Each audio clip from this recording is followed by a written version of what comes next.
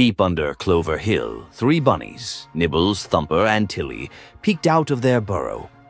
"It's gone," Tilly gasped. The moonstone, the glowing gem that lit their tunnels, had vanished. Without it, the warren would fall into darkness.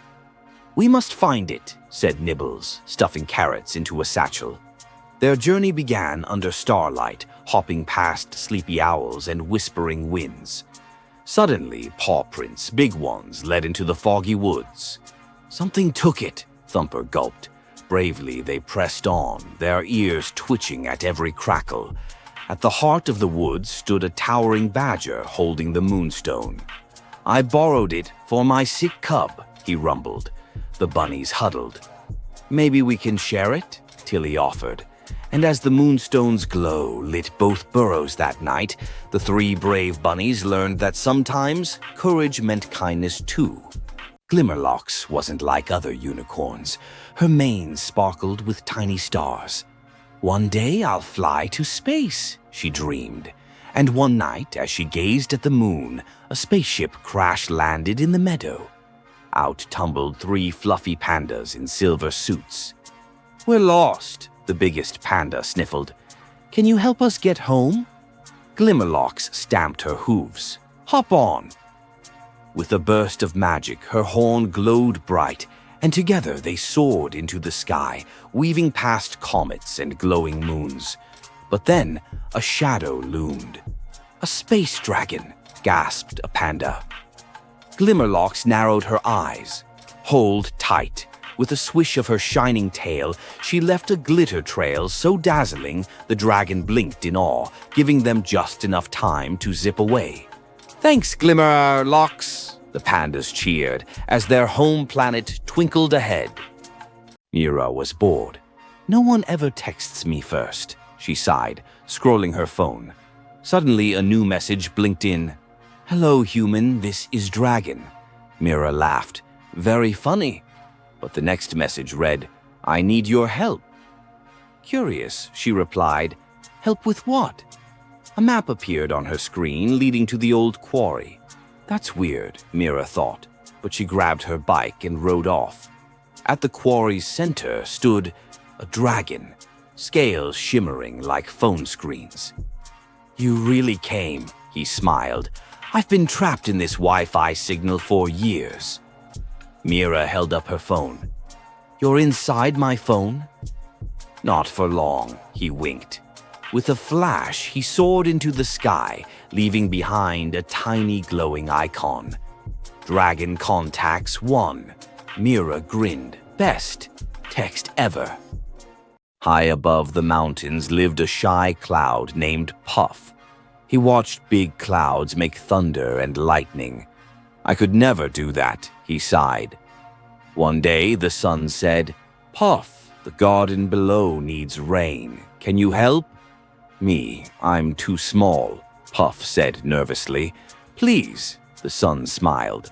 Puff floated down, took a deep breath, and let out a soft drizzle. Flowers perked up. Trees smiled. "More, Puff," said the sun. He rained just enough to refresh the garden. Back home, the big clouds cheered. "Look who made rain today." And Puff felt big for the very first time. In a quiet workshop, Rusty the robot stared at a blank wall. "I wish I could paint," he sighed, "but my hands are too clunky." Suddenly, a tiny bee with a paintbrush for a tail buzzed in. "Need help?" she asked. Who are you?" Rusty blinked. "I'm Beely, the painter bee. I make colors where there's none." She zipped around, splashing blues and yellows across the wall. "Wow," Rusty gasped. "Teach me." "Sure," Beely grinned, guiding his metal fingers. Slowly, Rusty dipped into paint and made his first stroke. Then another, and another. Together, they painted swirling galaxies, dancing stars, and shining suns. "It's beautiful," Rusty whispered. Beely smiled. "Sometimes it just takes a friend to show you how bright you can be." In the heart of Willow Jungle, fierce Roarclaw the tiger prowled, feared by all. But one day, something tiny landed on his nose, a bumblebee. "Shoo!" he growled, crossing his eyes to see it. But the bee didn't buzz away. "I'm Buzzleen," it said, wings shimmering. "And you, sir, need my help." Roarclaw scoffed.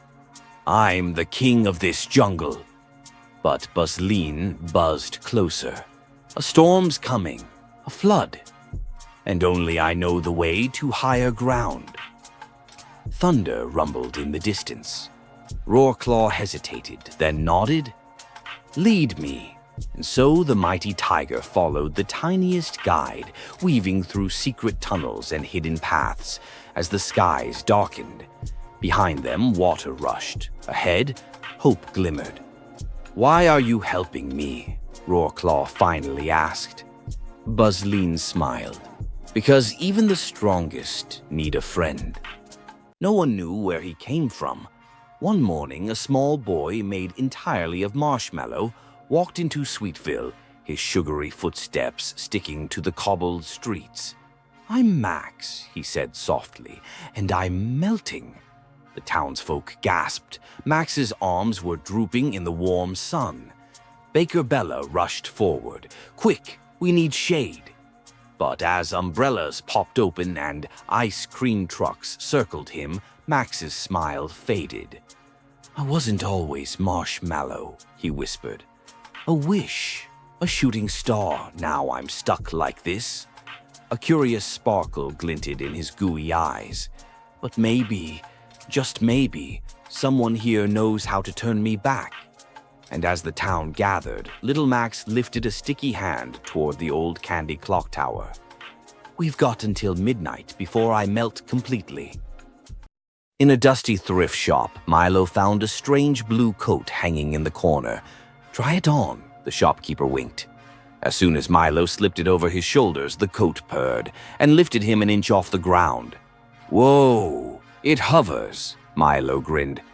"Where would you like to wool?" the coat whispered. Milo thought hard. Somewhere no one's been before. With a flutter, the coat soared out the door, over streets past clouds, higher and higher. They zipped through rainbow storms and cotton candy skies until they reached a floating island with doors hanging in midair. "Choose a door," the coat said softly. Milo reached for a shimmering silver one. But suddenly all the doors began to glow. "Each leads to a different adventure," the coat whispered. "But you can only pick one tonight." Every morning, Lila tended her tiny garden on the castle wall. Roses, tulips, daisies, all bloomed under her care. But one misty dawn, a shadow loomed overhead. A dragon. "Please don't eat my flowers," Lila begged. But the dragon sighed. "I don't want flowers. I need help." He opened a claw, Pierre revealing a wilted golden seed. "I've tried planting it everywhere, but it won't grow." Lila smiled gently. "Let's try together." They dug a small patch in her garden, watered it, and waited. Days passed. Then, sprout! A golden vine shot up, wrapping around the castle. "It needed kindness," Lila said softly. The dragon beamed. "And now I'll guard your garden. Always." From then on, the dragon's wings shaded the flowers, and every visitor left with a golden bloom. Zeke never liked his backyard. "It's boring," he sighed. But one morning he spotted a strange vine curling up the fence. It shimmered like soap bubbles. "Weird." He poked it, and pop! A giant bubble grew from the vine and swallowed him whole. "Whoa!" Zeke floated up, the bubble carrying him over rooftops. "Okay, this is not boring anymore." He laughed, higher and higher. They rose until a forest of bubbles appeared in the clouds, each filled with tiny creatures waving at him. "Welcome, Zeke," a voice boomed. "The bubble vine chose you to save us." "Save you?" Zeke blinked, but before he could ask more, the bubble began to wobble. "Hold on, the voice cried. "The bubble storm is coming." With a pop, Zeke's adventure was just beginning.